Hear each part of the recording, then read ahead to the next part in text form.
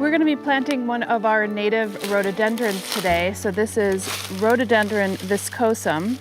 It's just coming into bud now. And this is otherwise known as our swamp azalea. And I had just planted another one of these last year. I'll take you over there after we plant this one up. The other one I planted is actually quite small. This one, I'm glad, is quite sizable. Birds are pretty raucous this morning. Anyway, we really wanted to start rewilding this area. The half lake right now has a lot of great meadow sweets and some shrubbery around it, but we want to continue that theme.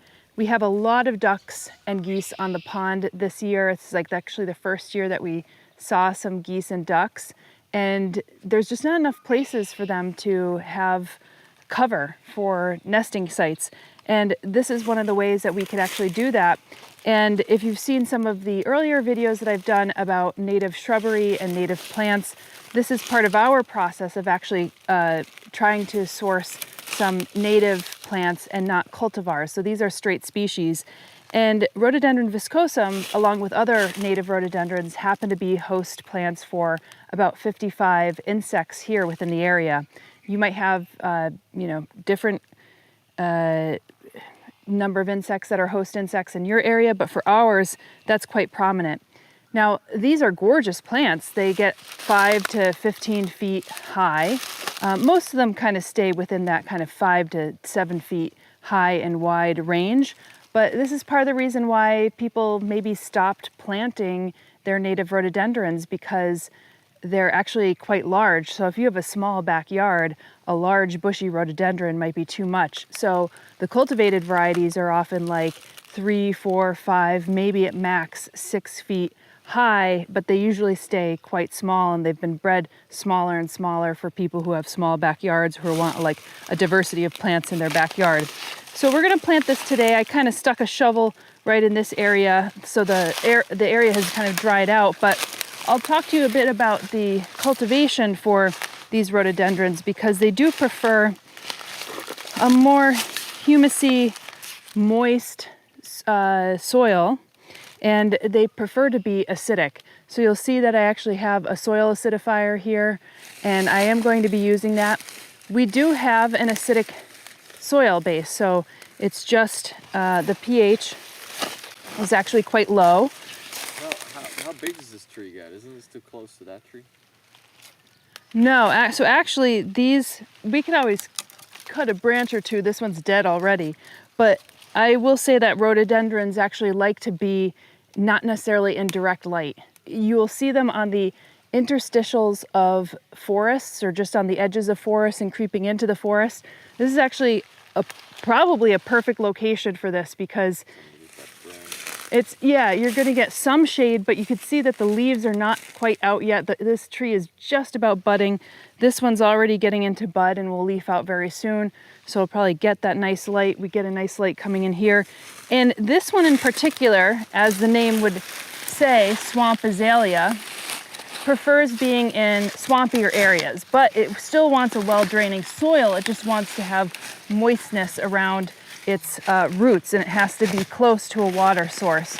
So we're gonna definitely put it around the pond areas, because that's an area where it can get actually good water. It could start putting its roots closer and closer to the pond as it wants. And this soil, when I was digging, I was like, oh, it's quite nice. I mean, it's nice and friable. It's a little dry right now. But, and you could tell that we have quite a bit of clay in here. I mean, we did some tests, and it's probably 24-25% clay. But still, clay has a lot of nice properties as well. But I am going to amend it a bit on top. This plant loves a more humusy soil, so I'm just gonna add some compost to the top. That can't hurt. And I am going to mulch it in as well to keep the roots cool and moist. And of course, we have all this great leafage down below from the trees, and that is always a benefit, because it keeps the roots down, it keeps the soil moist, and then eventually as it breaks down, it will become good soil. So this is a pretty large root ball. So I'm gonna go probably 2 times as large, and just like the right depth for it. I might hit some roots in here too, so I have to be mindful. And I'm not gonna amend really in the hole with any kind of compost or mulch, but I will add a bit of that soil acidifier, which also has some micronutrients as well. And the soil acidifier, again, is just to bring down the pH slightly as it grows. And I probably won't need to use a soil acidifier after that, but we'll see. We'll monitor the health of the plants that we actually plant in here. And you know, it's very interesting because I grew up in northeastern Pennsylvania, and which is just basically south of here. And it's like a strange line where we have so many rhododendron and mountain laurels in Pennsylvania. And then as soon as you get up to New York, not so much. And I think that really had something to do maybe with the glaciers coming through. And the glaciers did hit this area 14,000 years ago and really scraped off some of that topsoil. And then when you get down south, you don't have the glaciers that came through. And so the soil got a chance, the native soil got a chance to actually build up. And I think rhododendrons prefer kind of that deeper soil that didn't really get to develop in a lot of parts of New York State. One of the things you might want to do is just scuff the sides so it's easier for the roots to penetrate into the soil.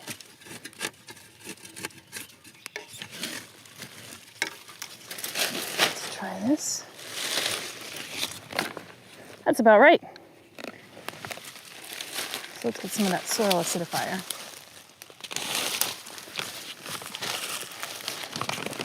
Soil acidifier is pretty good for any kind of ericaceous plants. So if you have like blueberries and things along those lines, they tend to need a really acidic soil as well. We have blueberries in our woods, so that goes to show you that we have acidic soil around this area. So if you read the back of this, so as a fertilizer, sprinkle 1/2 cup per 100 square feet. For new plants, use 1 1/4 cups. And for established plants, use 2.5 cups. Okay, so we're gonna do that. Oh, so this one has even a smaller root ball than it is. This is a technique that I think a lot of nurserymen and nursery women do, where they try to sell you a plant that's a little bit higher up. I mean, it is a larger plant, but it doesn't look like it rooted through. Sell by weight. Yeah, exactly. Yeah. So that's too unfortunate. But you'll see a lot of the fibrous root systems here on the rhododendron as well, so you can see that. But that has happened to me before, and I had to get this online because to try to find our native rhododendrons, you have to do a little bit of searching, unfortunately, now, because everybody's so focused on the cultivated varieties. So let me just kind of do this. Right.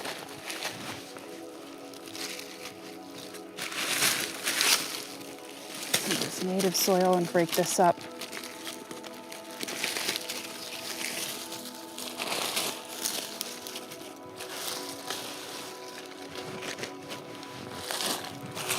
Oh, this leaf mold is perfect too.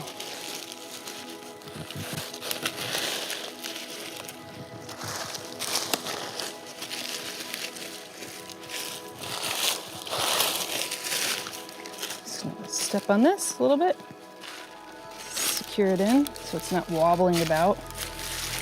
If we're lucky, this might actually bloom this year.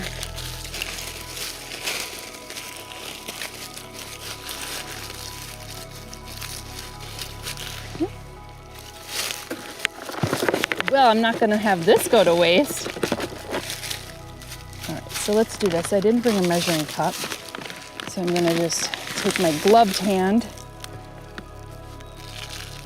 and it says for new plants along the drip line, 1 1/4 cup. I think that's about good. So word of the wise, maybe bring a measuring cup if you want to be exact. Since we have this, I'm just going to add a little bit of compost to this. So this is just land and sea compost, and I have been using this in the garden. as our compost is just kind of getting its start. We just started our compost bin. All right.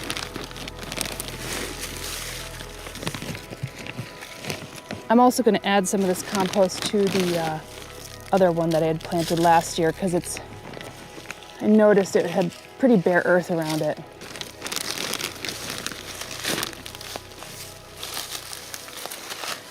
Finally, I have some mulch.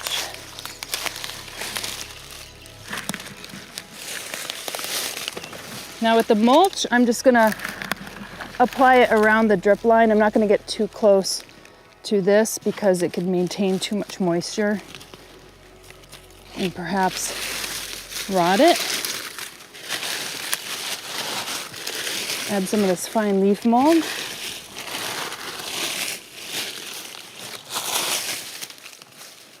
It's tucked in right really nicely. I'm just gonna water this in. One of the other benefits I think that we'll have when looking across Half Lake is that you'll see this in bloom. Oh, and I didn't mention the blooms are quite redolent. They smell a little clove-like, so they get these white trumpet flowers and they just attract a ton of pollinators. So I'm going to be curious because we have a PJM rhododendron, which is a cultivar that's in front of our house, and that attracts, hummingbirds and some pollinators here and there. But I'd love to kind of compare what one of our native rhododendrons does with some of the pollinators and whether they attract a little bit more. All right, let's go to the second one.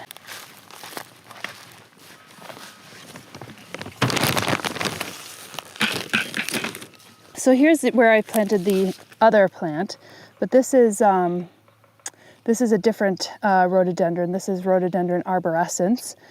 And I, again, just wanted to start planting more of our native rhododendrons where we had them. So I'm just gonna do a little soil acidifier on this one.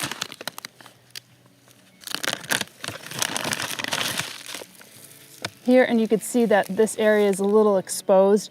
I think what I did is when we took the honeysuckle out, the Japanese honeysuckle, we had a hole there and I was like, oh, perfect place where I could actually put a native plant. So that's exactly what I did. But I'm going to just give this some compost, nestle that in a bit better because this looks a little too bare.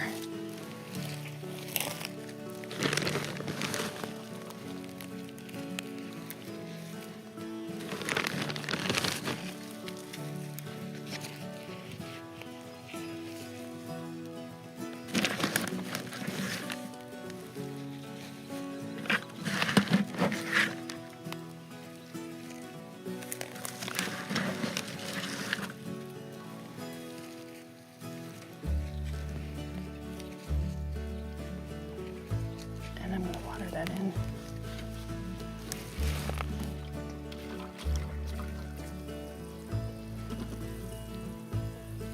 I have some more native rhododendrons that are coming in as well, so we'll be planting them mostly around here, but we'll probably even plant them a little further up. And I have to say, they're really beautiful and we have the space for them, so why not? But those are two of our native rhododendrons. It's a start, and we'll definitely be doing more in the coming weeks. The garden is changing rapidly now that the season is warming up, so stay tuned here for progress reports. And as always, your support of the channel is appreciated. 10% of our Google AdSense revenue is being reinvested back into the Finger Lakes community, and that's matched by our partners over at Espoma Organic. Happy gardening, and we'll see you in the next episode.